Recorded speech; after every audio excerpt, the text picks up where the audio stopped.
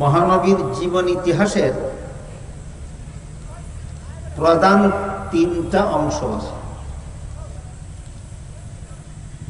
প্রথম অংশ 40 বৎসরের, এটাকে কাবলান নবুয়ত বলা হয়। দ্বিতীয় অংশ 13 বৎসরের,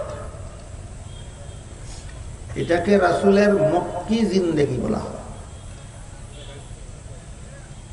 তৃতীয় অংশ 10 বৎসরের, এটাকে মাদানী জিন্দেগি বলা হয়।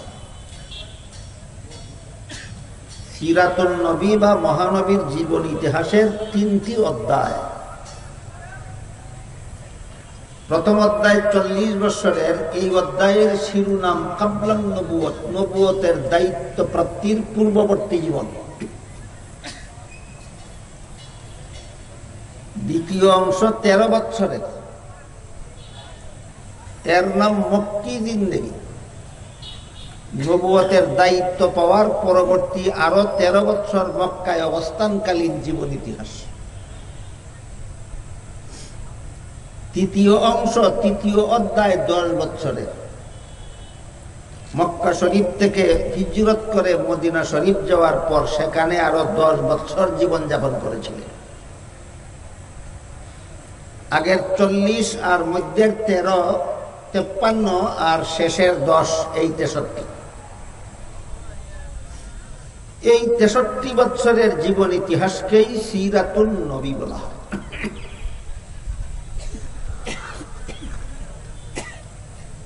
এর মধ্যে আজকে আমার নামে যে আলোচ্য বিষয় দেওয়া হয়েছে, এর সম্পর্ক প্রথম অধ্যায়ের সাথে নয়। আজকে আমার নামে বিজ্ঞাপনে যে আলোচ্য বিষয় দেওয়া হয়েছে, এর সম্পর্ক দ্বিতীয় অধ্যায়ের সাথে নয়। আজকে আমার নামে যে আলোচ্য বিষয় বিজ্ঞাপনে দেওয়া হয়েছে, তার সম্পর্ক হইল তৃতীয় অধ্যায়ের সাথে। রাসূল মক্কা শরীফ থেকে হিজরত করে মদিনা শরীফ গিয়েই সেখানে একটা ইসলামী রাষ্ট্র প্রতিষ্ঠা করেছিলেন এবং সেই রাষ্ট্র পরিচালনার জন্য আল্লাহ রাসূল একটা লিখিত সংবিধানও তৈরি করেছিলেন।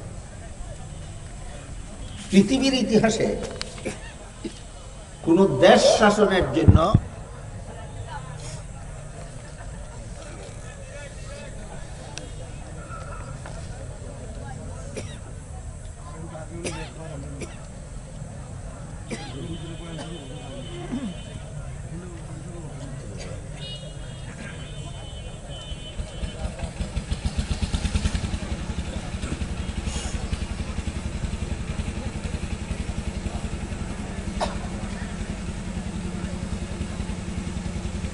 পৃথিবীর ইতিহাসে কোন দেশ শাসনের জন্য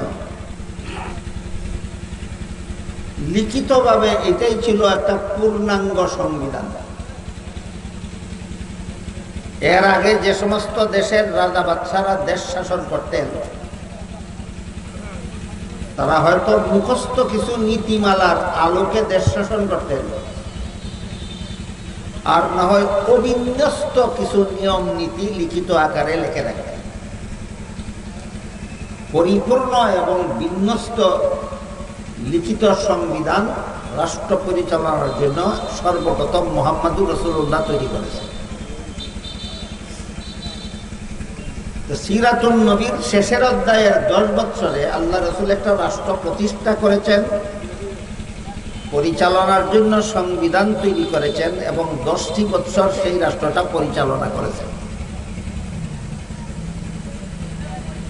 সিরাতুন নবীর এই তৃতীয় অধ্যায়ের এই বিষয়টা যেসব মুসলমান জানে এবং মানে, এরাও কি বলতে পারে কোরআনে রাজনীতি নাই? তুমি কোরআনই কি গোড়ার ডিম বুঝো আর রাজনীতি ওই কি গোড়ার ডিম বুঝো? এমন পণ্ডিত এই সমাজে পাওয়া যায় যে পণ্ডিতে বলে কোরআনে রাজনীতি নাই। তাইলে কি কোরআন মানুষের পরিপূর্ণ জীবন ব্যবস্থা দেয় না, আংশিক? আপনারা কি বিশ্বাস করেন? কোরআন মানুষকে আংশিক জীবন ব্যবস্থা দেয় না পরিপূর্ণ জীবন ব্যবস্থা দেয়? রাষ্ট্রীয় জীবন বাদ দিয়া জীবন ব্যবস্থা পরিপূর্ণ হয় কিভাবে? এমন আধুনিকতা যারা বলে, এরা কি কাণ্ডজ্ঞান নিয়ে বলে না কাণ্ডজ্ঞানহীন অবস্থায় বলে? কাণ্ডজ্ঞানহীন। সিরাতুন নবীর 3য় অধ্যায় সম্পর্কে যারা জানেন তাদের কাছে এই বিষয়টা আর খুলে বলার অপেক্ষা রাখে। আপনাদের এই সিরাতুন নবী সম্মেলনের আয়োজনকারী দিরাই উপজেলা সিরাতুন নবী কমিটির পক্ষ থেকে আমাকে আজকের প্রোগ্রাম নিশ্চিত করার পরে আমাকে জানানো হয়েছে যে আজকে আমার আলোচ্য বিষয় হবে রাসূলের রাষ্ট্র প্রতিষ্ঠার দ্বারা বিশ্ববাসী কি পেল। রাসূল যে হিজরত করে মদিনায় যাওয়ার পর একটা রাষ্ট্র প্রতিষ্ঠা এবং পরিচালনা করেছেন, এর দ্বারা দুনিয়াবাসী পাইলটা কি? এটা ধার্য করার সময় আমি যদি থাকতাম তাহলে আমি বলে দিতাম রাসূলের রাষ্ট্র প্রতিষ্ঠার দ্বারা বিশ্ব কি পেল এইভাবে না লেখে লিখুন বিশ্ব কি পেয়েছিল। রাসূলের রাষ্ট্র ব্যবস্থা রাষ্ট্র প্রতিষ্ঠার দ্বারা বিশ্ববাসী কি কি পেয়েছিল এটা লেখুন। কি পেল বললে তো বোঝা যায় এখনো আছে, এখন নাই। বর্তমান দুনিয়ার মুসলমান উম্মত এর সিংহভাগ যেভাবে ব্যক্তি জীবনে রাসূলের আদর্শ মেনে চলে না, যেভাবে পারিবারিক জীবনে রাসূলের আদর্শ মেনে চলে না, বর্তমান দুনিয়ার রাসূলের উম্মতের সিংহভাগ যেভাবে সামাজিক জীবনে রাসূলের আদর্শ অনুসরণ করে না, তেমনিভাবে এই উম্মতের সিংহভাগ রাষ্ট্র জীবনে রাসূলের আদর্শ পালন করে না। আমার কথা বুঝে থাকলে বলুন সঠিক না বেঠিক? বর্তমান দুনিয়ার বেশিরভাগ মুসলমান উম্মত রাষ্ট্রীয় জীবনে রাসূলের আদর্শ মেনে চলে। তাইলে রাসূলের রাষ্ট্র প্রতিষ্ঠার দ্বারা বর্তমান বিশ্বের মুসলমান কিছুই পেল না, তখনকার মুসলমান অনেক কিছু পেয়েছিল। রাসূলের রাষ্ট্র প্রতিষ্ঠার দ্বারা বিশ্ববাসী পেল না পেয়েছিল? এখন নাই কেন? এখন আদর্শ পালন করে না। এখনের মুসলমান উম্মত রাষ্ট্র জীবনে রাসূলের আদর্শ পালন করে না। অথচ আল্লাহ পাক রব্বুল আলামিন পবিত্র কোরআনে বলেন, লাকাদ কানা লাকুম ফি রাসূলিল্লাহি উসওয়াতুন হাসানাহ। হে রাসূল করিম সাল্লাল্লাহু আলাইহি ওয়াসাল্লামের উম্মতেরা, অবশ্যই তোমাদের জন্য আল্লাহর রাসূলের মধ্যে উত্তম আদর্শ রয়েছে। তাই বলে সবাই গ্রহণ করতে পারবে না।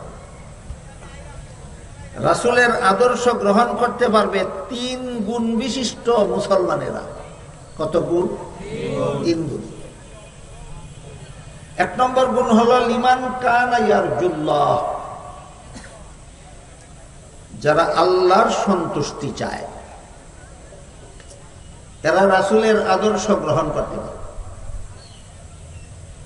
ওয়াল ইয়াউমাল আখিরা, দ্বিতীয় গুণ যারা পরকালের চিরস্থায়ী জীবনকে সফল করতে চায় এরা রাসূলের আদর্শ গ্রহণ করতে পারে। তৃতীয় গুণ ওয়া যাকারাল্লাহ কাসীরা, যারা আল্লাহকে বেশি বেশি স্মরণ করে, যে আল্লাহর জিকির করে, এরা রাসূলের আদর্শ গ্রহণ করতে পারে। আয়াতের ব্যাখ্যায় মুফাসসিরিনে কেরাম লিখেছেন এই 3 গুণ এর বিবরণ দিয়ে আল্লাহ আমাদের কি বুঝাতে চান? 3 গুণের বিবরণ দিয়ে আল্লাহ বুঝাতে চান এই গুণ 3টা হলো মুমিন মুসলমানের বৈশিষ্ট্য। আল্লাহর সন্তুষ্টি চাওয়া এটা মুমিন মুসলমানের বৈশিষ্ট্য। পরকালীন জীবনকে সফলের চেষ্টা করা এটা মুমিন মুসলমানের বৈশিষ্ট্য। আল্লাহকে বেশি বেশি স্মরণ রাখা মুমিন মুসলমানের বৈশিষ্ট্য। আল্লাহর সন্তুষ্টি না চেয়ে নিজের আত্মার সন্তুষ্টি চাওয়া, পরকালীন জীবনের সাফল্য বর্জন করে দুনিয়ার ক্ষণস্থায়ী জীবনকে সফল করার চেষ্টা করা, আল্লাহকে স্মরণ না করে আল্লাহকে ভুলে যাওয়া, আল্লাহ বলতে চান এটা মুমিন মুসলমানের স্বভাব নয়, এটা মুনাফিকদের স্বভাব। তাহলে 3 গুণ উল্লেখ করে আল্লাহ কি বুঝাতে চান? বুঝাতে চান মুমিন মুসলমানেরা রাসূলের আদর্শ গ্রহণ করতে পারবে, মুনাফিকরা রাসূলের আদর্শ গ্রহণ করতে পারবে। লাকাদ কানা লাকুম ফি রাসূলিল্লাহি উসওয়াতুন হাসানাহ, অবশ্যই তোমাদের জন্য আল্লাহর রাসূলের মধ্যে উত্তম আদর্শ রয়েছে। গ্রহণ করতে পারবে কারা? সংক্ষিপ্ত জবাব, মুমিন মুসলমান যারা। গ্রহণ করতে পারবে না কারা? মুনাফিক যারা। কাজে আপনার জীবনের যে কোনো অংশ, আপনার জীবনের ব্যক্তিগত অংশ হোক, পারিবারিক অংশ হোক, সামাজিক অংশ হোক, রাষ্ট্রীয় অংশ হোক, আন্তর্জাতিক অংশ হোক, জীবনের সর্বক্ষেত্রে রাসূল মোদের আদর্শ।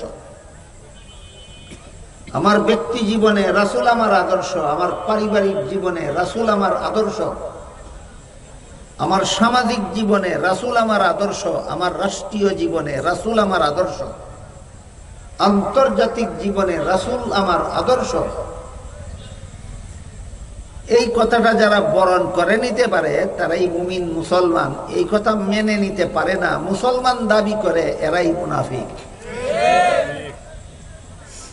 জীবনের সর্বস্তরে রাসূলকে আদর্শ রূপে গ্রহণ করতে রাজি নয়, কিন্তু নিজেকে নিজে মুসলমান বলে দাবি করে, এমন দাবিদার মুসলমানকেই কুরআনের ভাষায় মুনাফিক বলা হয়। এমন দাবিদার মুসলমানকেই কুরআনের ভাষায় মুনাফিক বলা হয়। এই জন্য আয়াতে আল্লাহ বলেন রাসূলের আদর্শ মুমিনরা গ্রহণ করতে পারবে, মুনাফিকরা রাসূলের আদর্শ গ্রহণ করতে পারবে। রাসূলের যুগের মুমিনরা জীবনের সর্বস্তরে রাসূলের আদর্শ গ্রহণ করেছিলেন। এই জন্য তারা রাসূলের প্রতিষ্ঠিত রাষ্ট্র থেকে অনেক কিছু উপকারিতা পেয়েছিলেন। বর্তমান দুনিয়ার মুসলমানেরা রাসূলের জীবনের আদর্শ গ্রহণ করতে রাজি নয়, সুতরাং রাসূলের রাষ্ট্র প্রতিষ্ঠার দ্বারা এরা কিছুই পাইল না। এবার বলুন, রাসূলের রাষ্ট্র প্রতিষ্ঠার দ্বারা বিশ্ববাসী কি পেল বলবো না কি পেয়েছিল বলবো? রাসূলের রাষ্ট্র প্রতিষ্ঠার দ্বারা বর্তমান বিশ্ববাসী কিছুই পেল না। রাসূলের রাষ্ট্র প্রতিষ্ঠার দ্বারা রাসূলের শাসনামলে বিশ্ববাসী অনেক কিছু পেয়েছিল।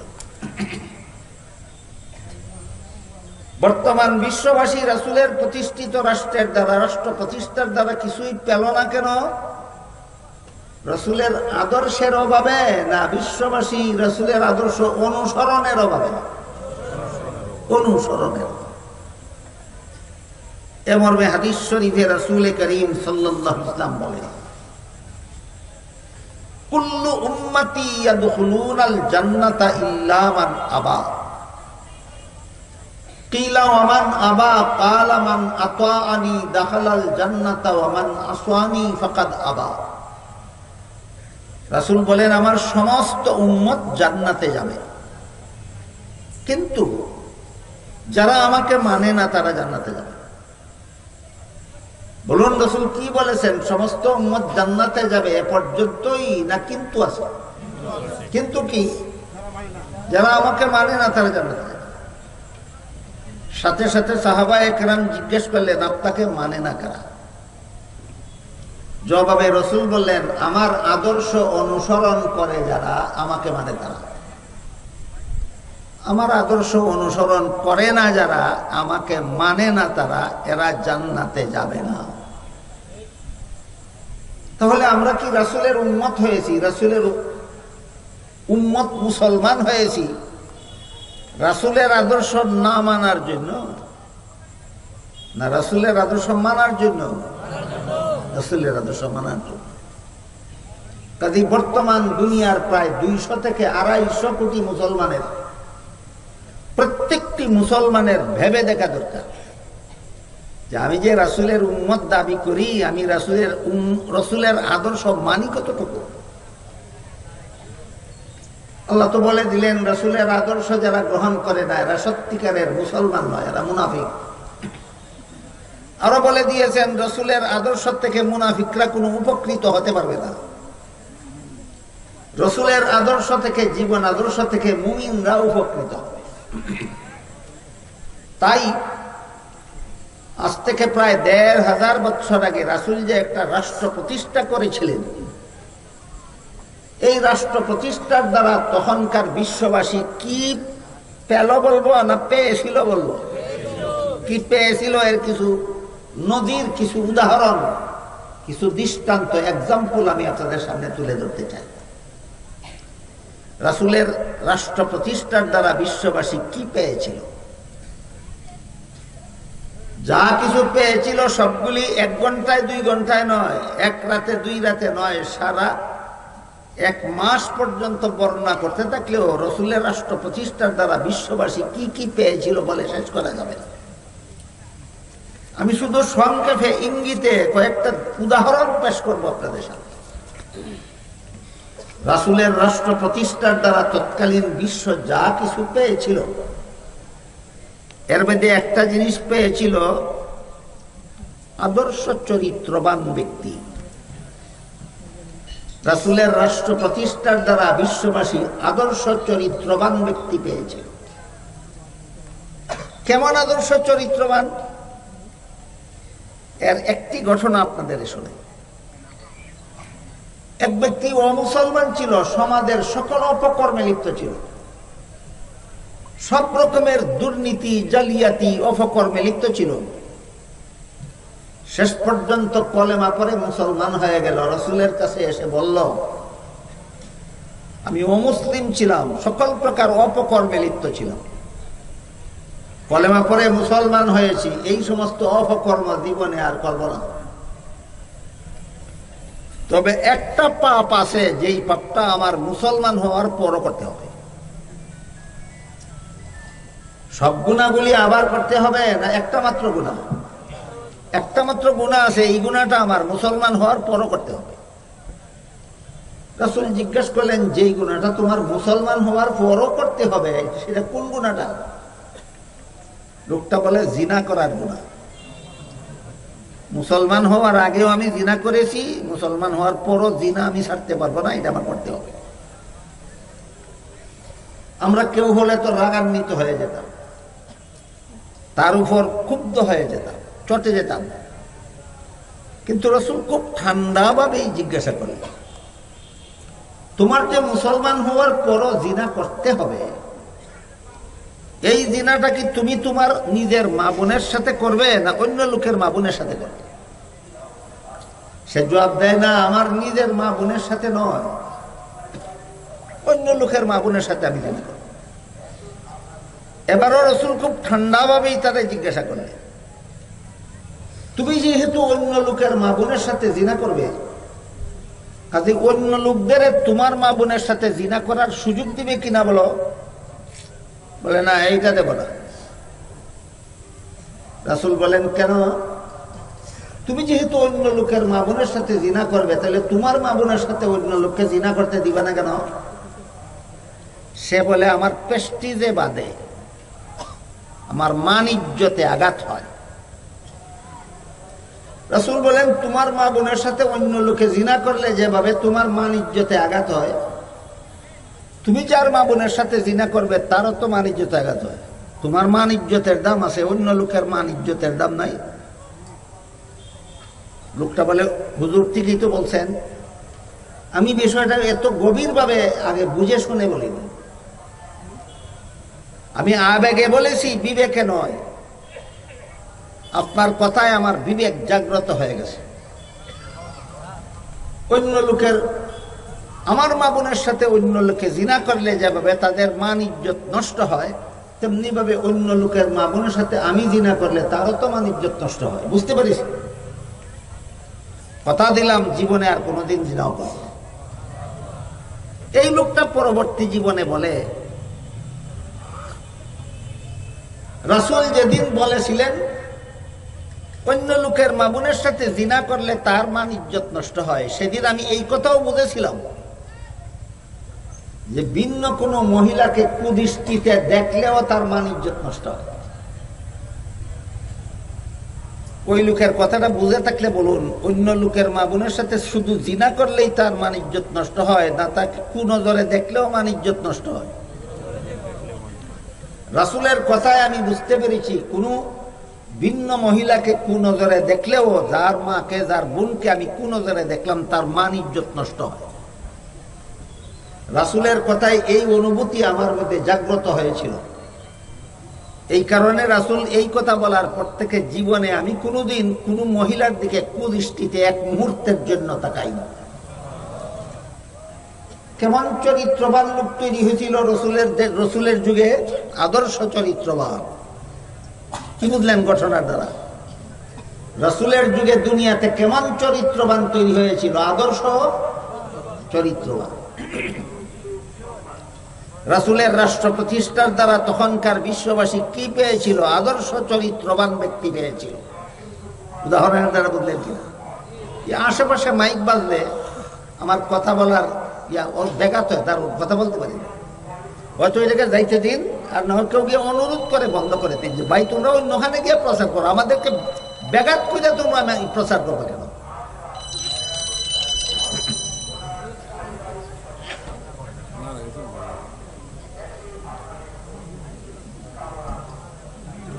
আরেকটা মাইকের আওয়াজের সাথে কম্পিটিশন করে আমি কথা বলতে পারি। আমার একটু শান্ত পরিবেশ লাগে। বাজারে যারা ওষুধ বেছে এরা বাড়ায়, বাজারের হাজারো হই হুল্লোড়ের ভিতরে সে তার বক্তৃতা দিতেই পারে।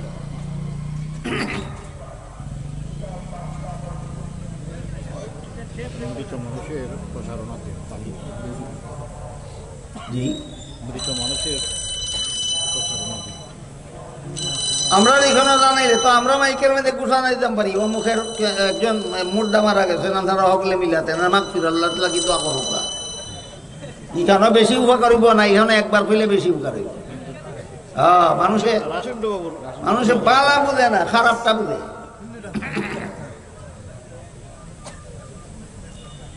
যারা মাইকিং করতেছেন আপনাদের কাছে অনুরোধ করে বলি, আপনাদের মাইকিং এর কারণে আপনাদের আমাদের এই মহাসম্মেলনে মারাত্মক ডিস্টার্ব হচ্ছে। মেহরবানি করে একটা এত বড় বিশাল সমাবেশে ডিস্টার্ব করে আপনি সামান্য কাজের জন্য এই কাজটা মেহরবানি করে করবেন না।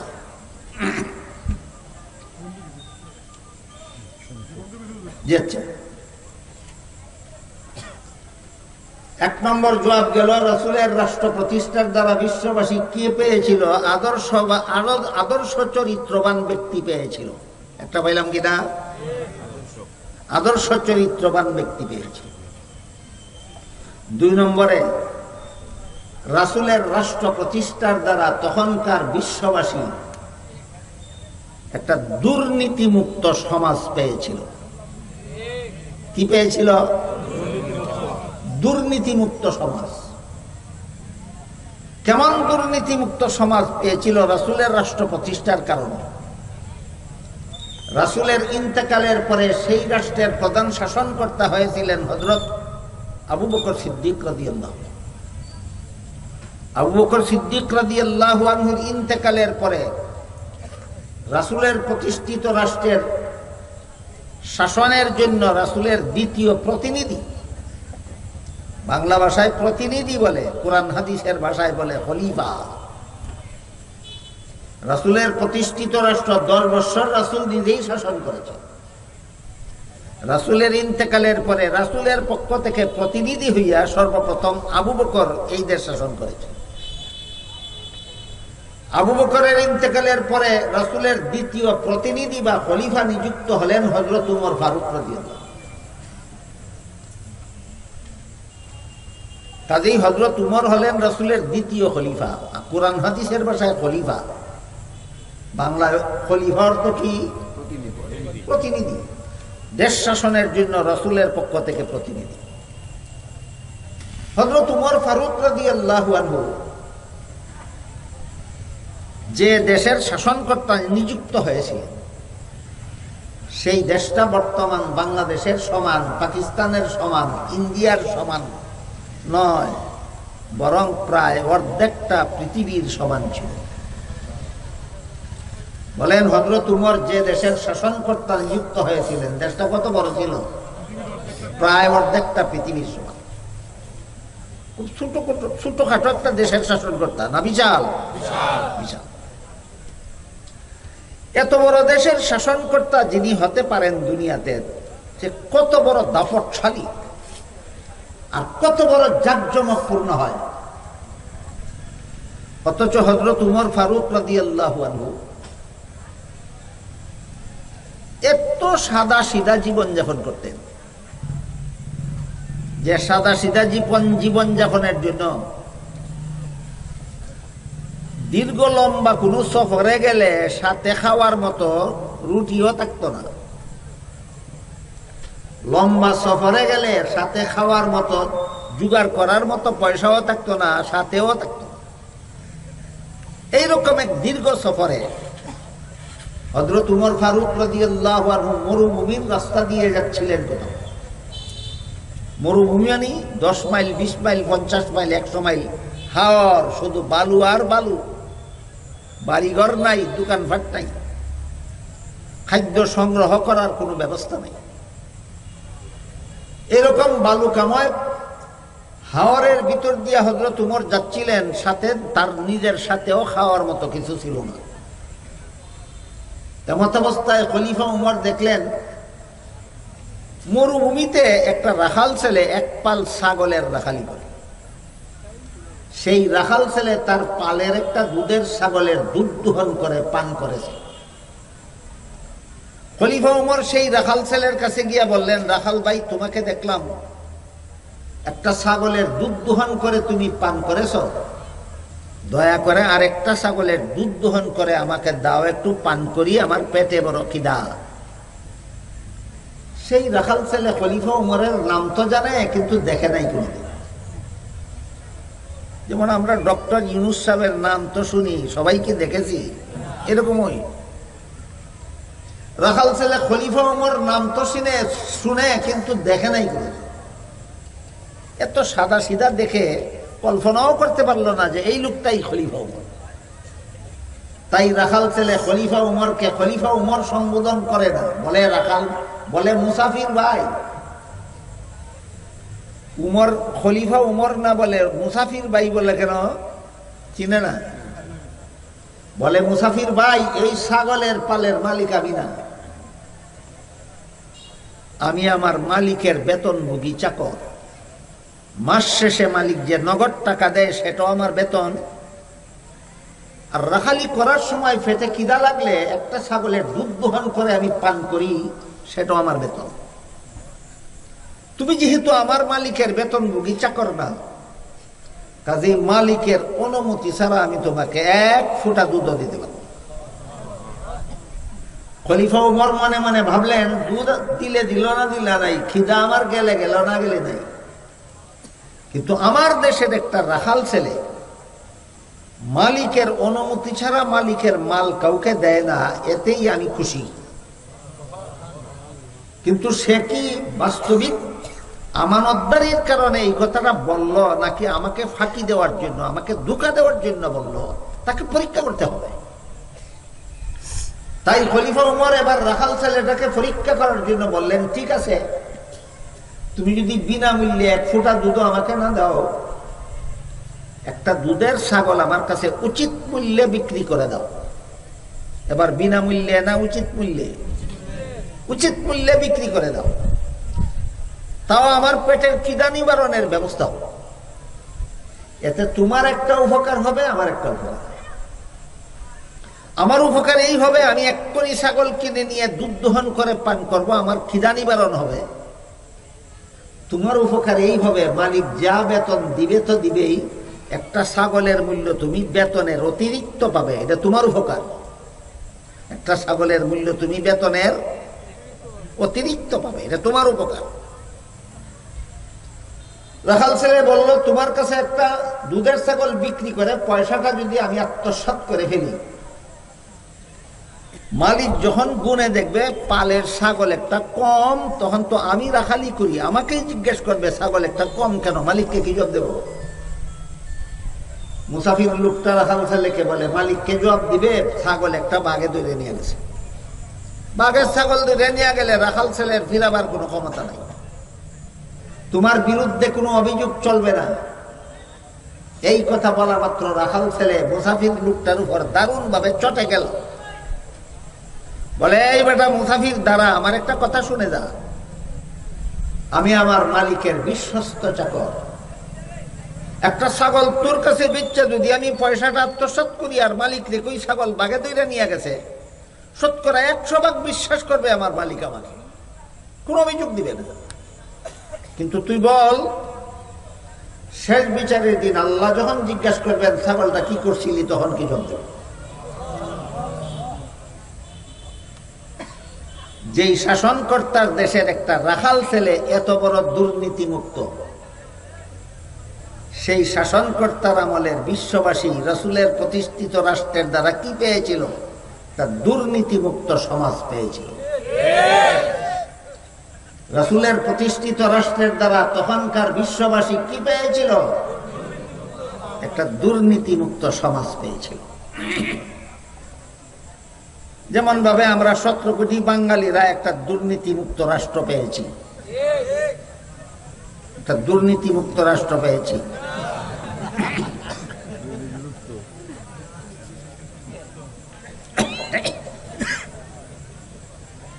রাসূলের প্রতিষ্ঠিত রাষ্ট্রের দ্বারা বিশ্ববাসী আদর্শ চরিত্রবান ব্যক্তি পেয়েছিল।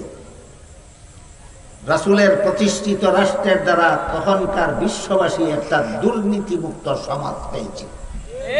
কি মুক্ত সমাজ? দুর্নীতিমুক্ত সমাজ। রাসূলের প্রতিষ্ঠিত রাষ্ট্রের দ্বারা সুবিচারের আদালত পেয়েছিল বিশ্ববাসী। কি বিচারের? সুবিচার। আমি জানি না বর্তমান দুনিয়াতে কোন রাষ্ট্রের আদালতে কি পরিমাণ সুবিচার আছে। পাকিস্তানের একটা ঘটনা বলি, তারপরে রাসূলের আদালতের একটা ঘটনাও বলব। পাকিস্তানের আল্লামা তকি উসমানী দামাত বারাকাতুহুম বর্তমান বিশ্বের টপ লেভেলের আলেমদের মধ্যে, আঙ্গুলে গোনার মতো কয়েকজন টপ লেভেলের আলেমদের মধ্যে পাকিস্তানের তকি উসমানী একজন। ইনি এক সময় পাকিস্তানের শরিয়া আদালতের প্রধান বিচারপতি ছিলেন। এই আদালতে শরীয়ত মত বিচার হবে এবং রায় দেওয়ার প্রধান দায়িত্ব তকি উসমানীর। ওই সময় তিনি এক বক্তৃতায় বলেছিলেন, চোরকে শাস্তি দেওয়ার হুকুম, চোরের শাস্তি প্রয়োগ করার হুকুম দেওয়ার দায়িত্ব আমি তকি উসমানীর, কিন্তু আমি প্রধান বিচারপতি সাব্যস্ত হওয়ার পর থেকে কোনোদিন চোরকে শাস্তি দেওয়ার হুকুম প্রদান করতে পারি না। তার কারণ চোরকে আদালতে পৌঁছানো হয় না, থানার থেকেই পুলিশে ঘুষ খাইয়া চোরকে ছেড়ে দেয়। লবণ আর চিনি একসাথে দিলে খাওয়া যায় না। তো কিসমানি সাহেব বলেন, থানার থেকে পুলিশে চোরের কাছ থেকে ঘুষ খাইয়া থানার থেকেই সুর বাড়ির জায়গা আদালত ওই লাগে না, হুকুম করতে দিবেন। উনার বক্তৃতার দ্বারা বোঝা গেল পাকিস্তানের আদালত হইল একটা ন্যায় বিচারের আদালত। সুবিচারের আদালত না অবিচারের আদালত? এইরকম অবিচার বাংলাদেশের কোন আদালতে নেই। বাংলাদেশের আদালতের কথা বলবো, বলি। বাংলাদেশের আদালতে পাকিস্তানি বুথ আদালতের গারো সোয়ার, পাকিস্তানি আদালতের বুথ বাংলাদেশি আদালতের গারো সোয়ার। বুথটা কি? বুথ হইল নারী পুরুষ উভয়ের সম্মতিক্রমে যদি জিনা করে এর কোনো শাস্তি নেই। এটা ছিল পাকিস্তানি আইন। বাংলাদেশের আদালতে এই আইনেই চলে। বুঝে থাকলে বলেন, বাংলাদেশি আদালতে পাকিস্তানি আদালতের বুথ সোয়ার আছে নি? এরপরে বাংলাদেশি আদালতের আরেকটা সুবিচারের কথা বলি আপনাদেরকে। এক ব্যক্তি আরেক ব্যক্তিকে খুন করলো, নিহত ব্যক্তির আত্মীয় স্বজনেরা খুনির বিরুদ্ধে আদালতে মামলা করল। সাক্ষী প্রমাণের দ্বারা সাব্যস্ত হয়ে গেল নিশ্চয়ই সে খুন করেছে, যথেষ্ট প্রমাণ আছে, সাক্ষী আছে। এই জন্য নিম্ন আদালত খুনির বিরুদ্ধে ফাঁসির হুকুম দিল। খুনি এই ফাঁসির হুকুমের বিরুদ্ধে ঊর্ধ্বতম আদালতে আপিল করল। ঊর্ধ্বতম আদালতেও ফাঁসির হুকুম বহাল রইল। খুনি সুপ্রিম কোর্টে আপিল করল। সুপ্রিম কোর্টেও খুনে ফাঁসির হুকুম বহাল রইল। এমত অবস্থায় এই খুনি যদি দেশের প্রেসিডেন্টের কাছে প্রাণ ভিক্ষা চায়, বাংলাদেশের আদালতে কয় তাকে প্রেসিডেন্টে মাফ করে দেওয়ার অধিকার রাখে। আমি জিজ্ঞাসা করতে চাই, তোমার জুলির মধ্যে কি পরিমাণ ত্রাণ আছে আরেক বেটারে ভিক্ষা দাও? বলুন, খুনিরে মাফ করে দেওয়া সুবিচার না অবিচার? বাংলাদেশের আদালতে অবিচার নাই না? সুপ্রিম কোর্টের আদালতে অবিচারের বুক বসা, অবিচারের বুক বসা। আদালতে অবিচারের বুক কেন সোয়ার হইল? আদালতে রাসূলের আদর্শ নাই। আদালতে কি নাই? রাসূলের আদর্শ। এবার রাসূলের আদালতের একটা বিচারের কথা আপনাদের শুনাই। যে আদালত রাসূলের প্রতিষ্ঠিত রাষ্ট্রের যে আদালতে বিচারপতিও স্বয়ং রাসূল ছিলেন, সেই আদালতে একটা সম্ভ্রান্ত বংশে একটা মেয়ে, নাম ছিল ফাতেমা। রাসূলের মেয়ে ফাতেমা না, অন্য একটা ফাতেমা। চুরি করে ধরা পড়েছে, রাসূলের আদালতে মামলা হয়েছে। সাক্ষী প্রমাণের দ্বারা সাব্যস্ত হয়েছে সত্যই সে চুরি করেছে, সাক্ষী আছে, প্রমাণ আছে। আল্লাহ পাক রব্বুল আলামিন পবিত্র কোরআনে এইভাবে যদি আদালতে চুরি প্রমাণিত হয়, তাহলে চুরের হাত কাটার বিধান দিয়েছে। আল্লাহ বলেন, আস-সারিকু ওয়াস-সারিকাতু ফাকতাউ আইদিয়াহুমা। চোর পুরুষ হোক অথবা নারী হোক, আদালতে যদি চুরের চুরি প্রমাণিত হয়, তাহলে চুরের হাত কেটে দাও। আল্লাহর বিধান, কোরআনের আইন। চুরের হাত কাটা কার বিধান? আল্লাহর বিধান। এই বিধান লেখা আছে কোথায়? কোরআনে সুস্পষ্ট ভাবে লেখা আছে। কোরআনের এই বিধানের কথা যখন সমাজে আলোচনা করা হয়, তখন যারা গারে ইহুদি খ্রিস্টানের বেইনসাফি আইনের বুথ সোয়ার, এরা বলে এটা মানবাধিকারের লঙ্ঘন। একটা জ্যান্ত মানুষের হাত কেটে ফেলে দেওয়া মানবাধিকারের লঙ্ঘন। একটা জ্যান্ত মানুষের অঙ্গ কেটে ফেলে দেওয়া মানবাধিকারের লঙ্ঘন। এই জুলুম, এই মানবাধিকার লঙ্ঘনমূলক শাস্তি আদালতে প্রয়োগ করা যাবে না। আমি এই কথার জবাব দেওয়ার আগে আপনাদের জিজ্ঞেস করতে চাই, ধরেন একটা মানুষের আঙ্গুলে ক্যান্সার হইল,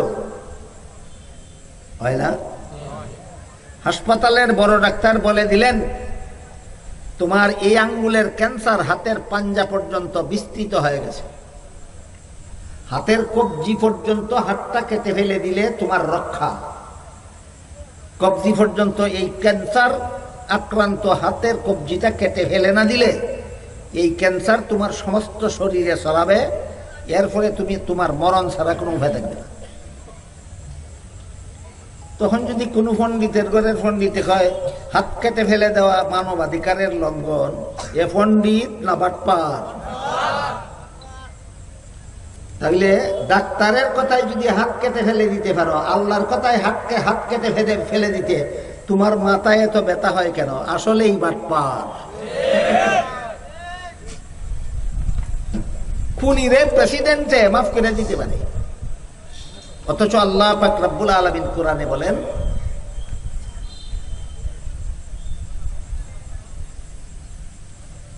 ওয়ালাকুম ফিল কিসাসি হায়াতুন ইয়া উলিল আলবাব। মর্ম হলো খুনিকে হত্যা করার বিধান মানুষের প্রাণের নিরাপত্তার জন্য রক্ষা কবচ। যে দেশের খুনিকে হত্যা করে ফেলা হয় সেই দেশে আর দ্বিতীয় কোনো খুনি জন্ম হওয়ার সাহস করে না। আর যে দেশের খুনিকে মাফ করে দেওয়া হয় সেখানে যেই খুনিরে মাফ করে দেওয়া হইল সে আরো 10টা খুন করবে, আর সে মাফ পাওয়ার কারণে এই সমাজে আরো 100টা খুনি তৈরি হবে। কাজেই দেশকে খুন খারাপি মুক্ত করার একমাত্র ব্যবস্থা হলো খুনিকে প্রাণদণ্ড দেওয়া। আল্লাহ বলেন খুন খারাপি মুক্ত দেশ প্রতিষ্ঠার জন্য খুনিকে প্রাণদণ্ড দেওয়া ছাড়া বিকল্প কোনো ব্যবস্থা নাই। আর আমাদের পণ্ডিতেরা বলে প্রেসিডেন্ট খুনি আসামিকে খুন প্রমাণ হওয়ার পরেও মাফ করে দেওয়ার অধিকার রাখে। খুনিয়ে যদি প্রেসিডেন্টের কাছে প্রাণ ভিক্ষা চায় তাহলে প্রেসিডেন্টে তারা প্রাণ ভিক্ষা দিতে পারে। আমার প্রশ্ন হলো প্রেসিডেন্ট খুনি আসামিরে প্রাণ ভিক্ষা দিব পরে তার নিজের প্রাণ কই পেয়েছিল? এটা থেকে আল্লাহর ভিক্ষা দেওয়া প্রাণ। প্রেসিডেন্টের নিজের প্রাণটা নিজে বানাইছে না আল্লাহর কাছ থেকে ভিক্ষা পাইছে? তুই দেখি নিজেই আল্লাহর কাছ থেকে ভিক্ষা পাইছস একটা প্রাণ, তুই আসামিরে আর একটা প্রাণ ভিক্ষা দেশ কর্তিকা, তুই ভিক্ষাটা পাইলে কোথায়? বলেন প্রাণের মালিক প্রেসিডেন্ট না প্রাণের মালিক আল্লাহ? প্রেসিডেন্ট কেমনে আসামিরে প্রাণ ভিক্ষা দেয়? তার জুলির মধ্যে প্রাণ কতগুলি আছে? বুঝে থাকলে বলুন বাংলাদেশের আদালতে সুবিচার প্রতিষ্ঠিত না অবিচারে ভরা? অবিচারে ভরা। এবার শুনেন, রসুলের